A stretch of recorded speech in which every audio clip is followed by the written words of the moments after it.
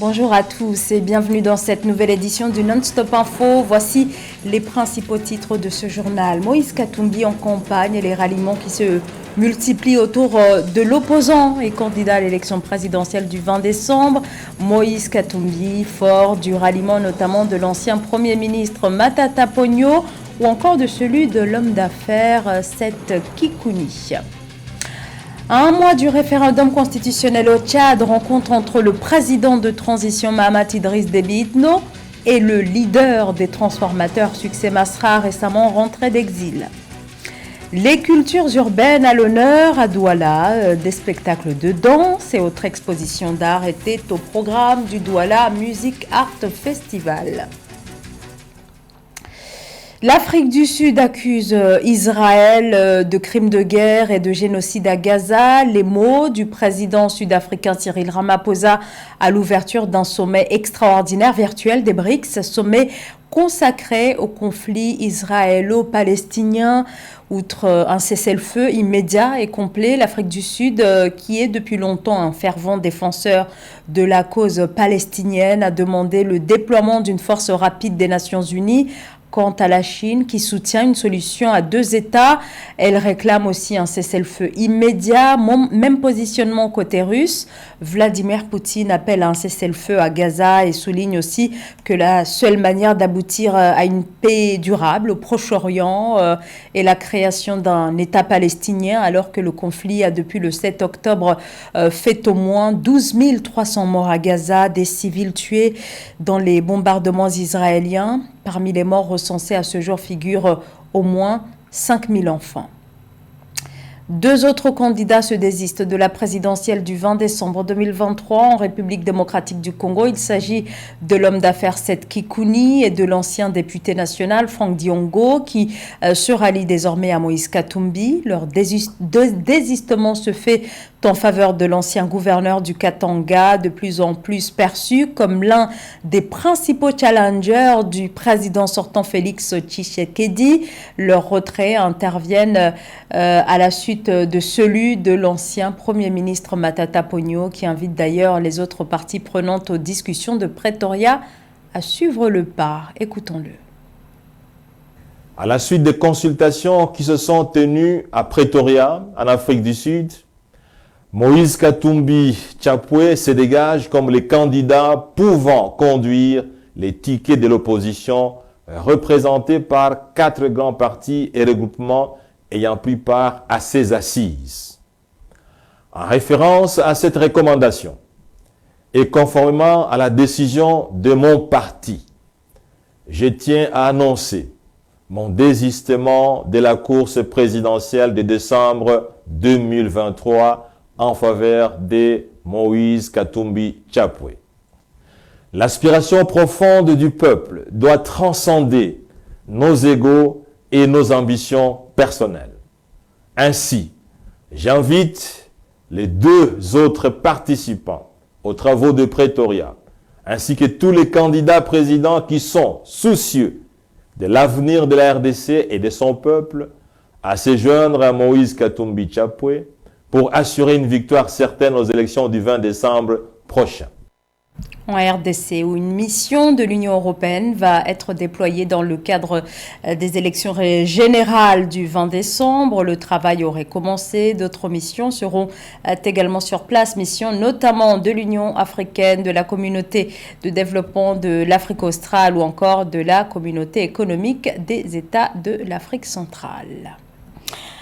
Actualité politique toujours en Guinée, le pouvoir militaire ordonne de nouvelles poursuites contre l'ancien président Alpha Condé renversé en 2021 à la suite d'un coup d'État.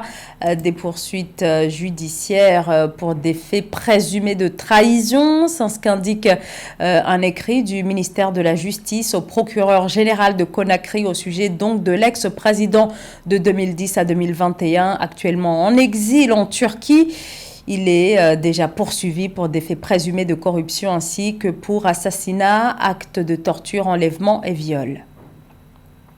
Il a été reçu par le président de transition au Tchad, Succès Masra, et Mahamat Idriss Déby Itno se sont rencontrés ce lundi. Première rencontre officielle depuis le retour du leader des transformateurs, Succès Masra, qui avait fui il y a un an, est rentré d'exil le 3 novembre après avoir signé un accord de réconciliation avec le pouvoir tchadien. Alors s'agissant des échanges entre l'opposant et le général Mahamat Idriss Déby Itno, qui interviennent à un mois du référendum constitutionnel, ils auraient notamment porté sur la réconciliation nationale. Tchekomar Kamara. Dans le cadre des accords de Kinshasa et du processus de réconciliation nationale du 31 octobre, une importante réunion s'est tenue ce lundi 20 novembre au palais Toumaï à N'Djamena entre le président tchadien de transition Mahamat Idriss Déby et le dirigeant du parti d'opposition Les Transformateurs, Succès Masra. Cette rencontre revêt une importance particulière, offrant une occasion de dialogue et de rapprochement entre les différents acteurs politiques du pays. Cette rencontre s'est déroulée sous le regard du ministre congolais du Transport et Voies de Communication Didier Mazenga Mukanzu, envoyé spécial du facilitateur de la communauté économique des États de l'Afrique centrale, le président Félix Antoine Tshisekedi. Nous étions ici à N'Djamena et grâce à un accord qui a été signé pour le retour du président du parti Les Transformateurs. Et dans cet accord, chaque parti devrait respecter ce qui les concerne. C'est dans ce cadre-là, ce qui concerne le gouvernement, c'est la sécurisation du docteur Masra et de son équipe qui est rentrée, ainsi que les dialogues qui doivent continuer entre lui et le gouvernement. Cette rencontre entre le président de transition et l'opposant Succès Masra marque un pas important vers une transition politique réussie au Tchad. Elle témoigne de la volonté des acteurs politiques de dépasser les différences et de travailler ensemble pour le bien-être de la nation. Nous sommes venus à la fois pour donner suite à cet accord et pour dire notre disponibilité en tant que transformateur à mettre sur la table les solutions qui aideront ce pays, qui aideront à résoudre les questions que les Tchadiens se posent au jour le jour et pour permettre à ce que notre pays soit capable d'avancer sur la question de la sécurité et aussi avancer sur la question de développement qui va de pair avec la démocratie. Le président de transition Mahamat Idriss Déby a accueilli favorablement cet appel à la réconciliation nationale et a exprimé sa volonté de travailler avec tous les acteurs politiques afin de parvenir à un consensus et de construire un avenir pacifique et prospère pour le Tchad. Il a souligné l'importance de l'unité nationale dans la poursuite des objectifs communs du pays. Succès Masra est rentré au Tchad le 3 novembre après une année d'exil liée aux manifestations meurtrières du 20 octobre 2022 qui avait été organisé sans autorisation par son parti, les Transformateurs. Un village pris pour cible ce mardi dans une attaque attribuée à des indépendantistes armés à l'ouest du Cameroun, en proie depuis 2016 à des affrontements réguliers entre forces de sécurité et séparatistes. Les faits se seraient déroulés dans la matinée lorsque les assaillants auraient pris d'assaut le marché du village de Banéniam dans le département de Bamboutos. Au moins 9 personnes ont été tuées, indiquent les autorités régionales. Le bilan fait également état de 2 blessés du côté des membres des forces de l'ordre. Pour le moment, cette attaque n'a pas été revendiquée. L'actualité également marquée par ce drame au Congo-Brazzaville. Au moins 37 personnes sont mortes dans la nuit de lundi à mardi au stade Michel Dornano de Brazzaville. C'était lors d'une opération de recrutement de l'armée qui cherche à enrôler plus d'1 millier de jeunes. Des candidats auraient forcé le portail du stade et de nombreuses personnes seraient à leur tombée et ont été piétinées. Les autorités qui déplorent également de nombreux blessés parlent d'un bilan provisoire. C'est ce qu'indique un communiqué de la cellule de crise mise en place par le Premier ministre Anatole Koliné-Makosso. Face aux difficultés économiques, le président du Malawi, Lazarus Chakwera, a décidé d'interdire de façon temporaire les voyages à l'étranger à son gouvernement. La mesure s'applique également à lui-même. Cette décision a été annoncée après l'approbation par le Fonds monétaire international d'un prêt de 175 millions de dollars. Philomène Tine. Au Malawi, le président de la République impose le gel de tous les voyages à l'étranger des agents de l'État à tous les niveaux jusqu'à la fin de l'année fiscale en mars 2024, la réduction de la moitié de l'allocation de carburant pour le gouvernement et le rappel des ministres en déplacement à l'étranger. Cette série de mesures vise à amortir l'impact de la dévaluation de la monnaie locale, le kwacha, sur l'économie du pays. Cette atténuation des effets de la dévaluation vise à ce que le panier de la ménagère et les personnes de bas niveau ne ressentent les soubresauts de décalage par rapport au dollar. D'où la nécessité de revoir le mode de vie, mais de réduire aussi les prix de base, l'eau, les aliments, les médicaments aussi, visant à permettre à l'économie de repartir. La Banque centrale du Malawi a dévalué le taux de change de la monnaie locale, le kwacha, par rapport au dollar d'environ 44% en vue de soutenir les réserves de change du pays. À cet effet, la monnaie nationale du Malawi est désormais échangée à 1700 kwacha pour $1. L'importance d'une telle dévaluation, surtout pour le cas du Malawi, vient du fait que le pays a d'abord un gros problème de recettes d'exportation. En dévaluant, on rend encore plus compétitifs les produits à l'extérieur, permettant au pays de profiter des exportations compétitives, donc d'encaisser plus de recettes. Et ces recettes, du fait de la dévaluation, vont monter en dollars, du fait de la baisse du dollar, et ça va donc permettre à l'économie d'être plus exportatrice. Le pays d'Afrique australe est aux prises avec une crise économique qui a entraîné des pénuries, une augmentation des prix des denrées alimentaires et une pénurie de devises. Le Malawi affichait ainsi une inflation de 28,8% sur un an en août 2023 selon les données du Bureau national des statistiques. Retour maintenant sur le Douala Music Art Festival qui s'est tenu la semaine dernière au Cameroun. Beaucoup d'engouement cette année encore autour de ce qui est aujourd'hui le plus grand festival d'Afrique centrale. L'événement est dédié aux musiques et à la culture urbaine. Cette 12e édition a rassemblé, vous allez le voir, de nombreux artistes venant entre autres du Cameroun, de la Côte d'Ivoire ou encore du Tchad. Notre journaliste Narcisse Oum était sur place. Voici son reportage.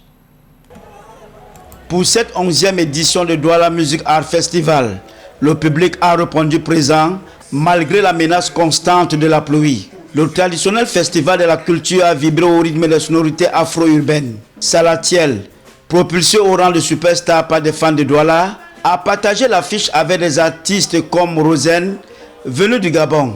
Le public de Douala, il est très spécial, c'est un public qui fout le show. Et déjà, spécial clin d'œil à la communauté des étudiants du Gabon. Faites du bruit les gars, faites du bruit, ouais. Voilà, donc ils étaient là pour me soutenir. Et vraiment merci, le public c'était chaud, on a foutu le bordel. Rodzing était dans la place.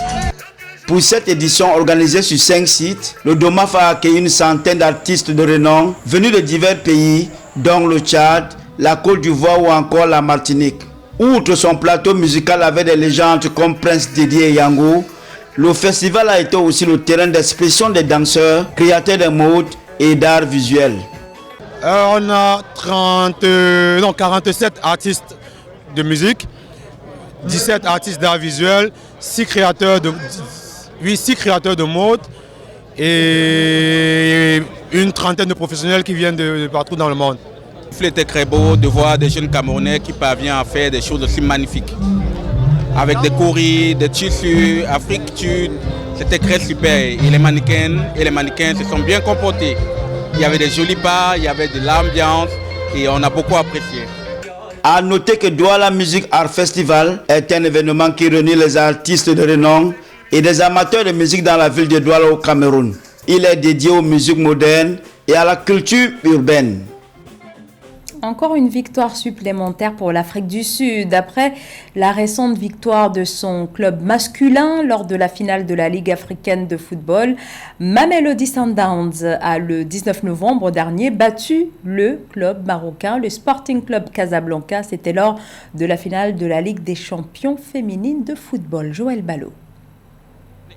L'équipe sud-africaine Mamelodi Sundowns s'est imposée le 19 novembre avec brio face au Sporting Club de Casablanca sur le score de 3-0 lors de la finale de la Ligue des champions féminines de la CAF. Largement dominée, les Marocaines ont subi le jeu des Sud-Africaines. À la 21e minute, Refilwe Tolakele, meilleure buteuse du tournoi avec 5 buts, ouvre le score sur pénalty. 3 minutes après, sa coéquipière Boitoumelo Rabal corse la marque et donne une longueur d'avance au Mamelodi. Dominée par le pressing sud-africain, les Marocaines subissent et en seconde mi-temps, Tolakele Refilwe réalise un doublé à la 78e minute et met fin aux espoirs marocains. Je suis très excitée d'avoir été élue femme du match. C'est un rêve qui se réalise pour moi et mes coéquipiers. Je suis très excitée, je ne peux me plaindre. Sur le podium de la Ligue des champions féminines, Mamelodi Sundowns et le SC Casablanca sont rejoints par l'équipe de l'AS FAR, victorieuse de l'Ampem d'Arquois 2-0. Le club marocain signe sa 3e présence consécutive sur le podium des éditions de la Ligue des champions de la CAF. Très heureuse d'avoir arraché la médaille de bronze. C'est vrai, nous sommes un peu déçus de n'avoir pas atteint la finale cette année, mais c'est une leçon à retenir pour mieux préparer la saison prochaine. Mamelodi Sundowns soulève son 2e trophée de la Ligue après celui de la première édition remportée en 2021. La section féminine du club sud-africain achève sa saison internationale en beauté à l'instar des hommes. Les Bafana Bastille, vainqueurs de la première édition de la Super League africaine de football, elle empoche la rondelette somme de 200 millions de francs CFA. C'était le journal de la rédaction. Merci à vous tous de nous avoir suivis. Restez avec nous sur Africa 24, l'information continue.